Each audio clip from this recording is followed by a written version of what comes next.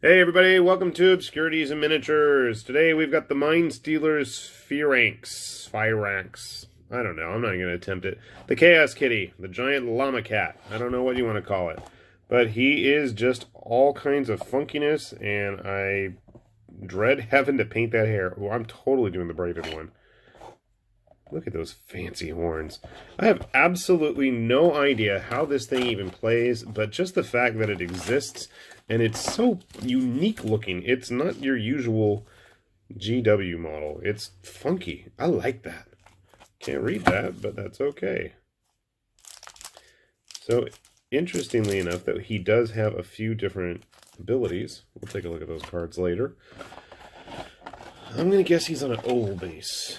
Instructions. I'm right. That's like a larger cavalry base. It's like what the Juggernauts or the Blood Crushers are on, aren't they? I think so. Who am I talking to? Myself. So it's on two sprues, our Mindstealer Sphiranx, whatever you want to call it.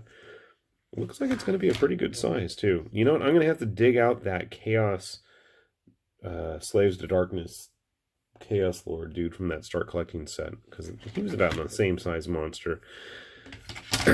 I don't know how many optional bits. It looks like we have two different optional torsos. And I only say that because you can see there is a chest piece like that, the gem in the middle, and then there's this chest piece right here that has the 6 little inlaid ones.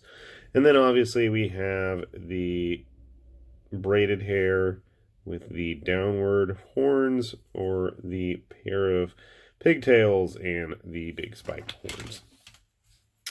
Otherwise, everything else looks pretty similar. Oh, ooh, I take that back. There's two different faces as well.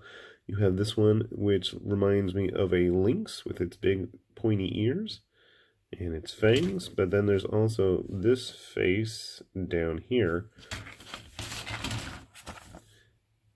I wonder if each of these faces is actually set for that head. Doesn't look like it. So it looks like you can actually pick which face you want. Yep, okay, cool. So you're not limited. So the horns on the head don't actually matter with which face you want to go with. So if you really wanted to run a big old pile of these Sphiranxes, you technically could at least build 4 different ones using the 2 faces and the 2 sets of horns, so that's kind of interesting.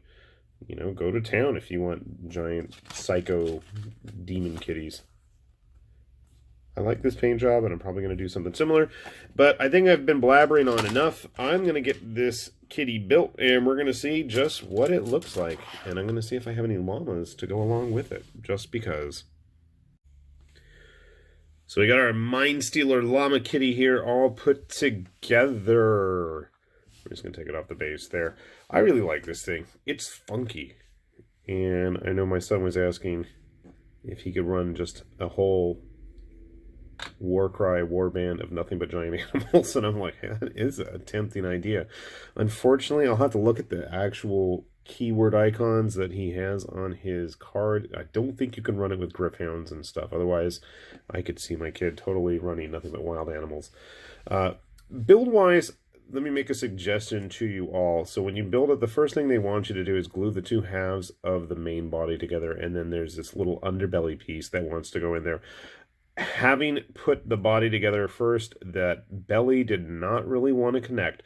So what I would suggest is start gluing the underbelly to one side and then clamp it all together. Otherwise, the head and the tail fit on fine. You do have the head options both for the face and for the horns and neck. Well, I think, yeah. I'm mumbling to myself. The horns and the neck, which is basically going to give you this armor piece right here, those two go together. So, but there is at least some variation. But he's definitely pretty tall. Grabbing some other models, I've got our Witch Hunter friend right here. So you can see, he is going to be feasting upon people if you get too close, most likely. Grabbing our other WarCry models. Here's the Ogre Myrmidon, a member of the Corvus Cabal. And probably the only one who really needs to be running around with these guys is an untamed beast. But again, you can see, good size kit. I want to say it's almost the same price as the Myrmidon, but to me it seems bigger, more impressive, more value. Maybe. I don't know how it's going to play. That probably is going to have a big effect. But if you're not much of a metagamer, then I don't think that'll really matter. If you want something neat and interesting, absolutely, I think it's going to be a fun model. The colors that at least the studio has put on it makes it look really interesting. So it's going to be a fun challenge for me. Plus, you know, I think there's a lot of conversion potential here. If you wanted to try to turn this guy into a mount, it definitely would be looking pretty interesting. Let me tell you that. Grabbing his other recently released compatriot, the Fomoroid Crusher. You can see here, he's a little bit smaller than the Sphiranx, but I'd say a little more girthy. He's got more weight to him. Hurl him to the tabletop. Anyway, for those of you who are curious just about how those stack up. Honestly, so for the price point, it's no worse than a regular GW Hero model. And again, these are the first real official WarCry models that are not actually tied to a warband. So I do appreciate that fact and would like to see that continue moving forward.